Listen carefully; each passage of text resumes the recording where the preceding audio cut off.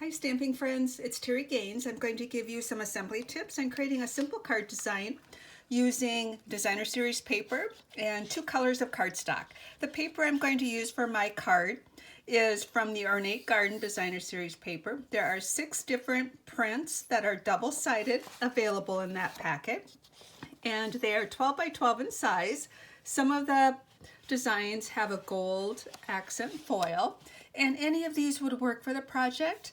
I am going to use this top print here that has some daisies on it. My card base is going to be the crushed curry, and my second color, coordinating color, is going to be soft suede. It could be early espresso as another option, but I wanted a little bit softer, so I went with soft suede.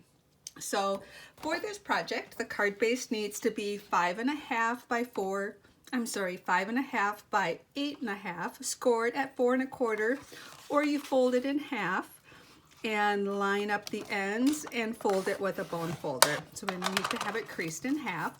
I actually love adding texture to my card base, and I do that with the subtle folder.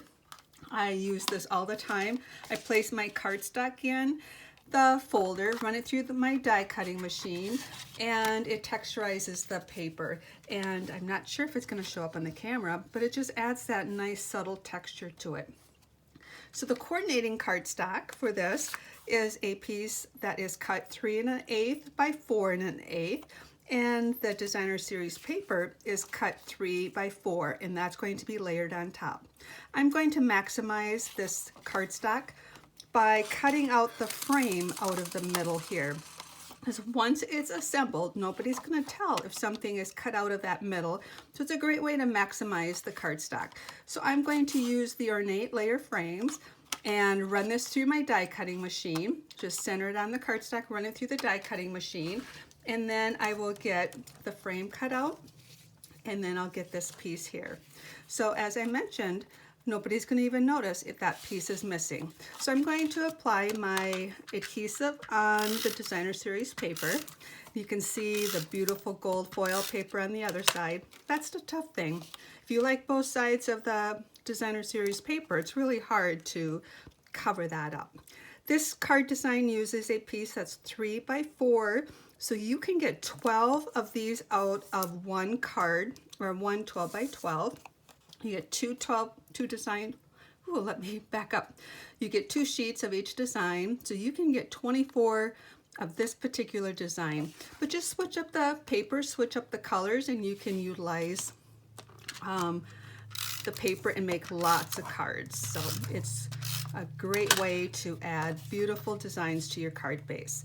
Now I've applied more adhesive on the back of this, and I'm going to apply this to the left side of the card front. And just look at the top, bottom, and the left side for equal spacing, and then drop that into place. I mentioned this is going to be, or maybe I didn't, it's going to be the accent layer. And what I really love about these Ornate frames is the rectangle stitch frames are perfect for a lot of the frames to actually add your second layer.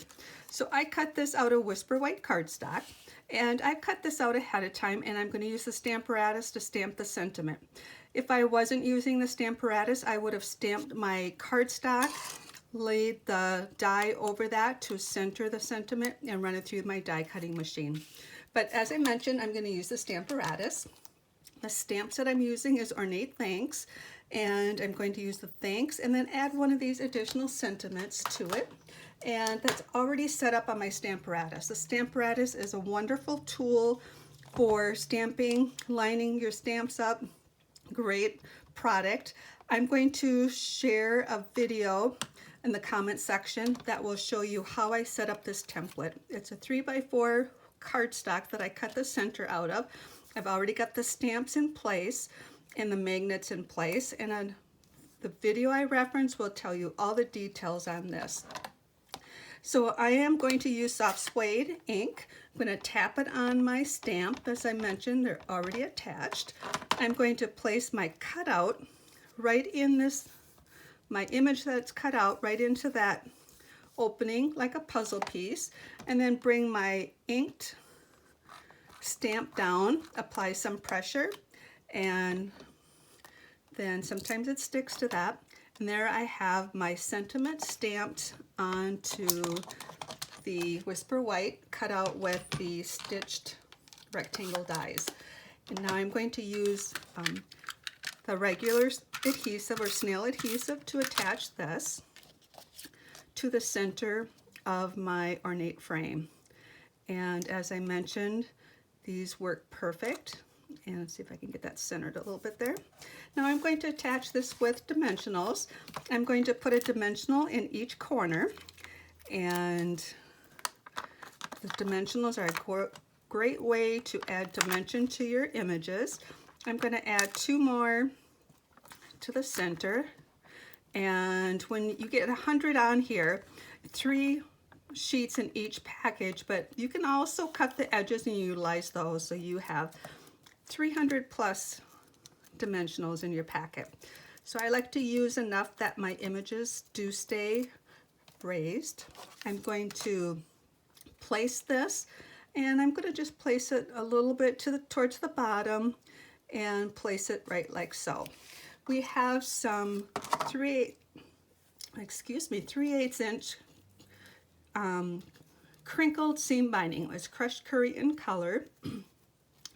And I'm going to utilize that to add the final design or accent to the outside of the card.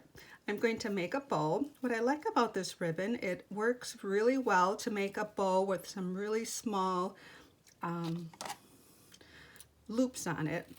Take my paper snips, cut that off, and then I'm going to take mini glue dots and bring the bow right to the mini glue dot. I like to be sure that I tuck any exposed mini glue dot underneath the knot on the bow, and then I can bring that right to my project.